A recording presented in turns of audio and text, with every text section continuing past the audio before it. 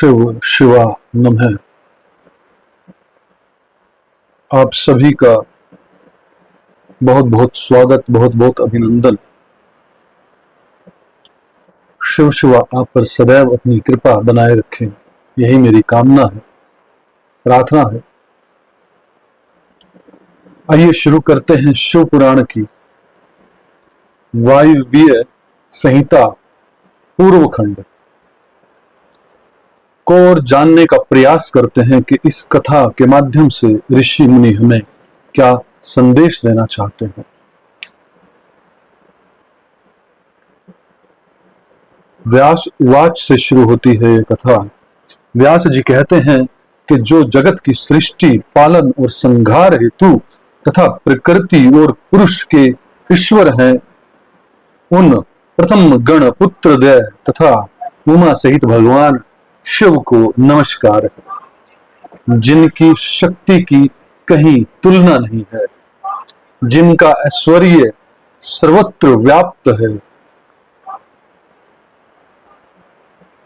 तथा स्वामित्व और विभुत्व जिनका स्वभाव कहा गया है, उन विश्व सृष्टा सनातन अजन्मा अविनाशी महादेव मंगलमय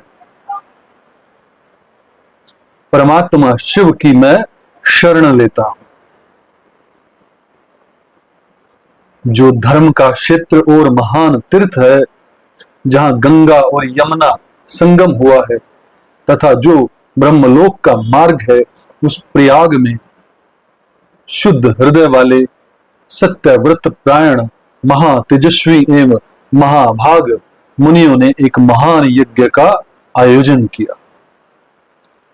वहां केश रहित कर्म करने वाले उन महात्माओं के यज्ञ का समाचार सुनकर निपुण कथावाचक, त्रिकालवेता, उत्तम नीति के ज्ञाता तथा कांतदर्शी विद्वान पौराणिक शिरोमणि सूत जी उस स्थान पर आए।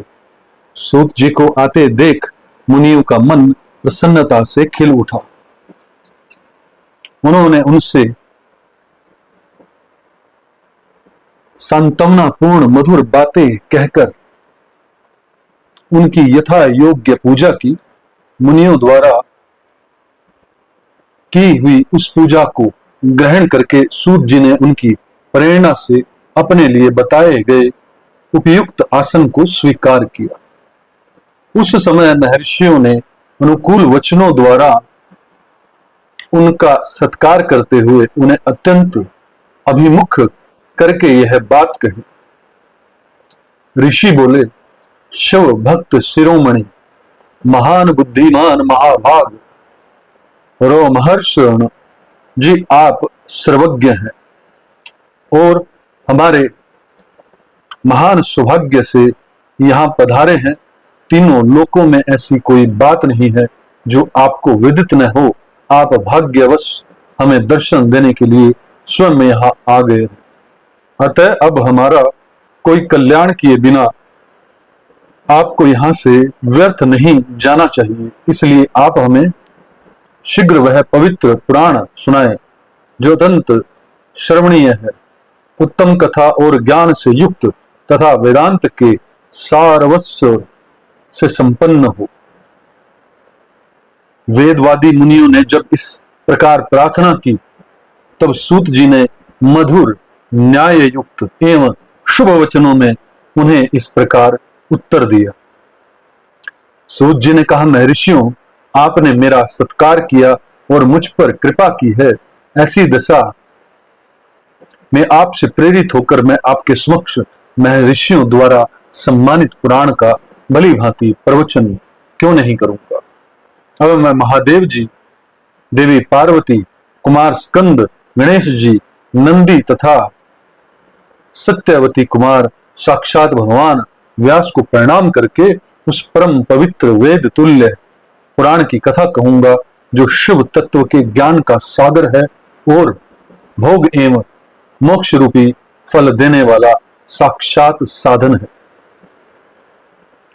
विद्या के संपूर्ण स्थानों का, पुराणों की संख्या का और उनकी उत्पत्ति का विवरण दे रहा हूं। आप लोग मुझसे इस विषय को ध्यानपूर्वक सुने। 6 वेदांग, 4 वेद, मीमांसा, विस्तृत न्याय शास्त्र, पुराण और धर्मशास्त्र, ये 14 विद्याएं हैं। इनके साथ आयुर्वेद, धनुर्वेद, गंधर्व वेद और उत्तम अर्थशास्त्र को भी गिन लिया जाए तो ये विद्याएं 18 हो जाती हैं। इन 18 विद्याओं के मार्ग एक दूसरे से भिन्न है। इन सब के निर्माता त्रिकालदर्शी विद्वान साक्षात भगवान शूलपाणी शिव है। ऐसी श्रुति का कथन है। संपूर्ण जगत के स्वामी उन भगवान शिव को जब समस्त संसार की सृष्टि करने की इच्छा हुई तब उन्होंने सबसे पहले अपने सनातन पुत्र साक्षात ब्रह्मा जी को उत्पन्न किया।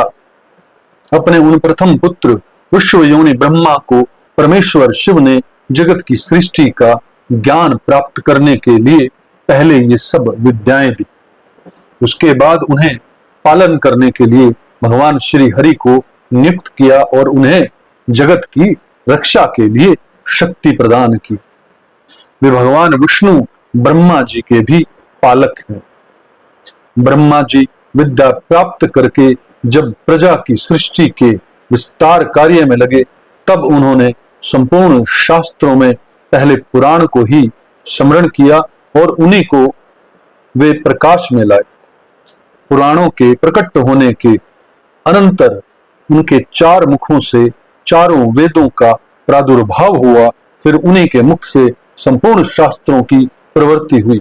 द्वापर में भगवान श्री हरि सत्यवती के गर्भ से उसी तरह प्रकट हुए जैसे अरणी से आग प्रकट होती है। उस समय उनका नाम श्री कृष्ण द्वैपायन हुआ। मुनिवर श्री कृष्ण द्वैपायन ने वेदों को संक्षिप्त करके उन्हें 4 भागों में विभक्त किया। इस प्रकार 4 भागों में वेदों का व्यास विस्तार करने से वे लोक में वेद व्यास के नाम से विख्यात हुए। इस तरह उन्होंने पुराणों के को संक्षिप्त करके 4 लाख श्लोकों में सीमित किया। आज भी देवलोक में पुराणों का विस्तार 100 कोटि श्लोकों में है। जो द्विज 6 अंगों और उपनिषदों सहित 4 वेदों को तो जानता है किंतु पुराण को नहीं जानता, वह श्रेष्ठ विद्वान नहीं हो सकता। इतिहास और पुराणों से वेद की व्याख्या करें। जिसका ज्ञान बहुत कम है अर्थात जो पौराणिक ज्ञान से शून्य है, ऐसे पुरुष से वेद यह सोचकर डरता है कि यह मुझ पर प्रहार कर बैठेगा। सर्ग, प्रतिसर्ग, वंश, मनवंतर और वंशानुचरित ये पुराण के 5 लक्षण हैं। छोटे और बड़े के भेद से 18 पुराण बताए गए हैं। ब्रह्मा पुराण, पद्म पुराण, विष्णु पुराण, शिव पुराण, भागवत पुराण, भविष्य पुराण, नारद पुराण, मार्कंडेश्वर पुराण, अग्नि पुराण, ब्रह्मा वैवर्त पुराण, लिंग पुराण, वाराह पुराण, स्कंद पुराण, वामन पुराण, करम पुराण, मत्स्य पुराण, गरुड़ पुराण और ब्रह्मांड पुराण। यह पुराणों का पवित्र क्रम है। इसमें से शिव पुराण चौथा है जो भगवान शिव से संबंध रखता है और सब मनोरथों का साधक है। इस ग्रंथ की श्लोक संख्या 1 लाख है और यह 12 संहिताओं में विभक्त है। इसका निर्माण साक्षात भगवान शिव ने ही किया है और इसमें धर्म प्रतिष्ठित है। वेद व्यास ने इस 1 लाख श्लोक वाले शिव पुराण को संक्षिप्त करके 24,000 श्लोकों का कर दिया है। इसमें 7 संहिताएं हैं। पहली विश्वेश्वर संहिता, दूसरी रुद्र संहिता, तीसरी सत्य रुद्र संहिता, चौथी कोटि रुद्र संहिता, 5वीं उमा संहिता, 6ठी कैलाश संहिता और 7वीं वायवीय संहिता है। इस प्रकार इसमें 7 ही संहिताएं हैं। विश्वेश्वर संहिता में 2000, रुद्र संहिता में 10,500, सत्य रुद्र संहिता में 2000, 180, कोटि रुद्र संहिता में 2240, उमा संहिता में 1840, क्रास संहिता में 1240 और वायव्य संहिता में 4000 श्लोक हैं। इस परम पवित्र शिव पुराण को आप लोगों ने सुन लिया। केवल 4000 श्लोकों का वायव्य संहिता रह गई है जो 2 भागों से युक्त है। उसका वर्णन मैं करूंगा। जो वेदों का विद्वान न हो उससे इस उत्तम शाख का वर्णन नहीं करना चाहिए। जो पुराणों को न जानता हो, जिसकी पुराण पर श्रद्धा न हो, उसमें भी इसकी कथा नहीं कहनी चाहिए। जो भगवान शिव का भक्त हो, शिवोक्त धर्म का पालन करता हो और दोष दृष्टि से रहित हो, उस जांचे भूजे हुए धर्मात्मा शिष्य को ही इसका उपदेश देना चाहिए। जिनकी कृपा से मुझको पुराण संहिता का ज्ञान हुआ, उन अमित तेजस्वी भगवान व्यास को नमस्कार है। अंतिम चरण में हम पहुंचे हैं शिव पुराण की। बड़े ही अद्भुत ढंग से बताया गया इसके अंदर कि कितने तरह की विद्याएं हैं। प्रमुख 14 विद्याएं हैं और अगर आयुर्वेद, धनुर्वेद, गंधर्व वेद और उत्तम शास्त्र को जोड़ कर भी गिन लिया जाए तो 18 तरह की विद्याएं और 18 ही तरह के पुराण हैं।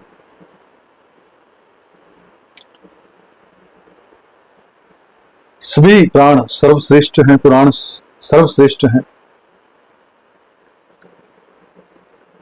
कितने बड़ी संख्या के अंदर इन पुराणों को जो है वो लिखा गया श्लोकों के द्वारा, फिर उसको समराइज करते रहे ऋषि मुनि, क्योंकि इतने श्लोक पढ़ पाना, उनको समझ पाना, उसमें उतर पाना संभव नहीं। उन ऋषियों को सर्वप्रथम तो मैं प्रणाम करता हूं कि उन्होंने समाज, मनुष्य के कल्याण के लिए जो ये पुराण जो हैं वो आज हमारे बीच अवेलेबल हैं। ये 18 तरह की विद्याएं जो हर एक व्यक्ति को जान लेनी चाहिए, समझ लेनी चाहिए, पढ़ लेनी चाहिए।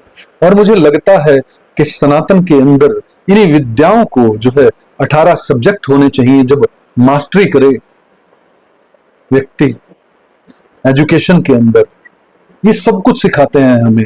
डिप्लोमेसी ये सिखाते हैं, राजनीति हमें ये सिखाते हैं, राज करना हमें ये सिखाते हैं, समाज में जीना हमें ये सिखाते हैं, पर्सनली कैसे जीना है, परिवार में कैसे जीना है, ये सब हमें सिखाते हैं।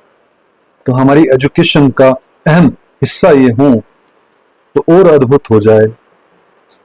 परंतु बड़े प्रेम से आपने इस कथा को सुना, आपका बहुत बहुत आभार प्रकट करता हूं। और मेरे शिव शिवा से मैं उनका हूं ऐसा कहना ज्यादा उचित है, शिव शिवा से प्रार्थना करता हूं कि वो आप पर सदैव अपनी कृपा बनाए रखें। आपका बहुत बहुत आभार, बहुत बहुत आभार, बहुत बहुत आभार।